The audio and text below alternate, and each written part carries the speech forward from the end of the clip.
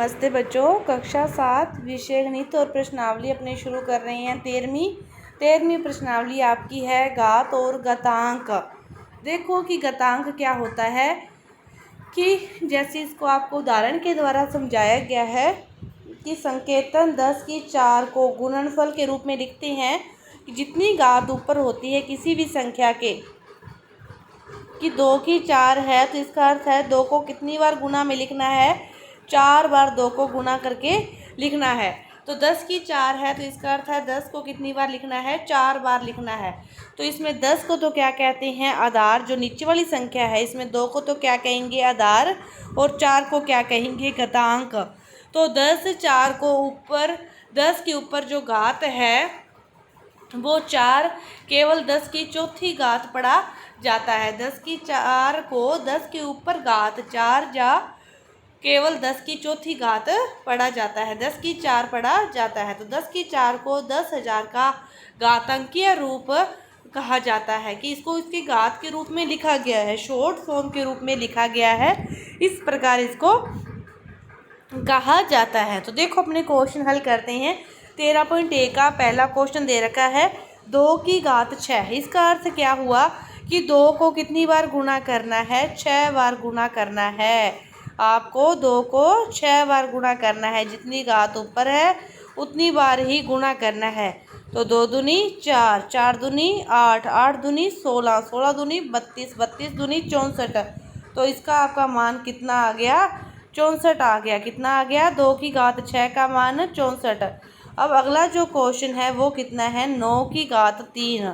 तो 9 को कितनी बार गुणा करना है, 3 पर 9 को 9 से करोगे तो 81, 81 को फिर 9 से आप गुणा करोगे तो आपके पास उत्तर आएगा 729।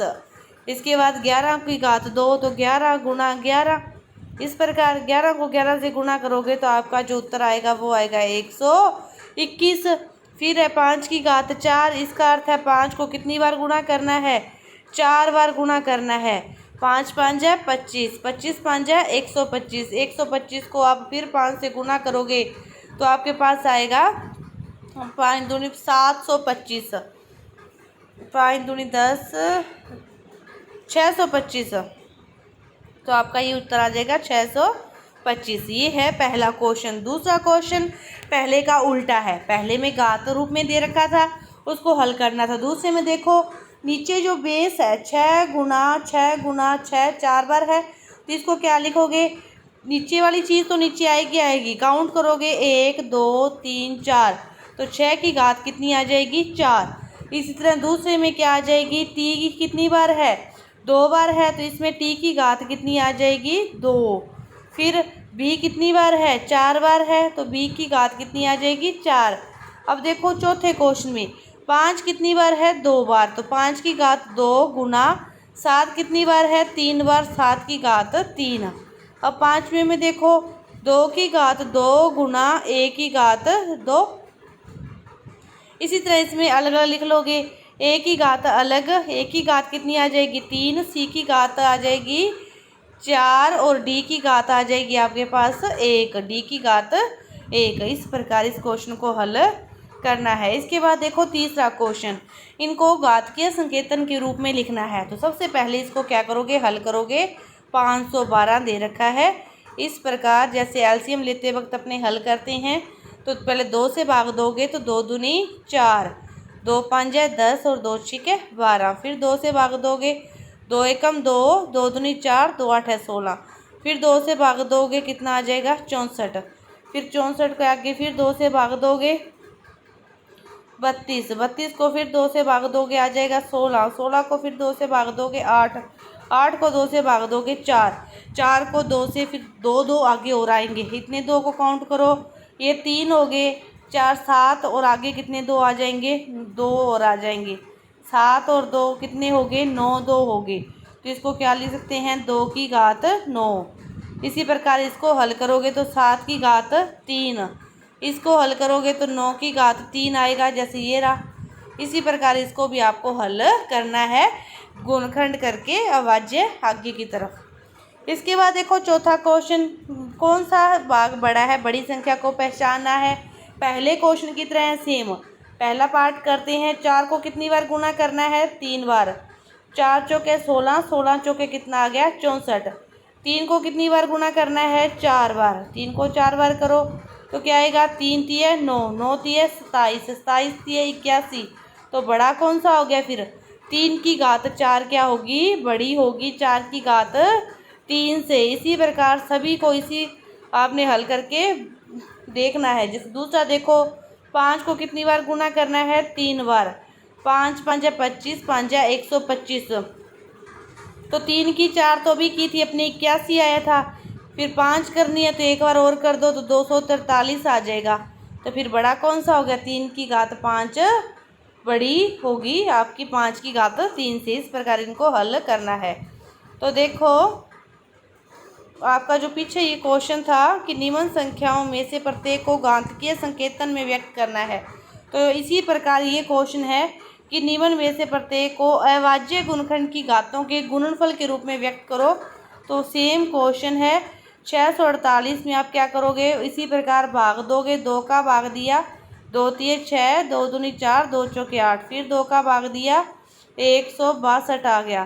फिर 2 का भाग दिया, 2 8 16, 81 आ गया। 81 में फिर कितने का जाएगा? 3 का जाएगा। 27, 27 में 3 का जाएगा 9, 9 में 3 का जाएगा 3, 3 में 3 का गया 1।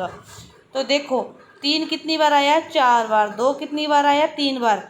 तो आपका उत्तर क्या आ जाएगा? 2 की घात 3 गुणा 3 की घात 4।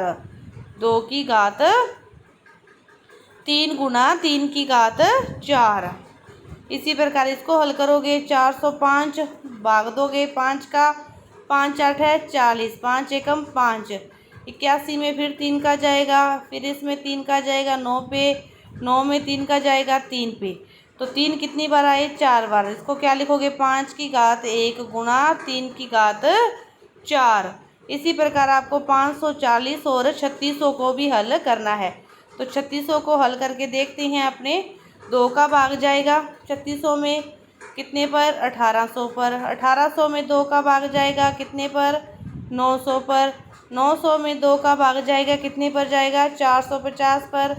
450 में 2 का भाग जाएगा 2 दूनी 4, 2 दूनी 4, 2 5 10। फिर इसमें किसका जाएगा? 5 का। 5 चौके 20, 5 5 25। 5 का जाएगा 9।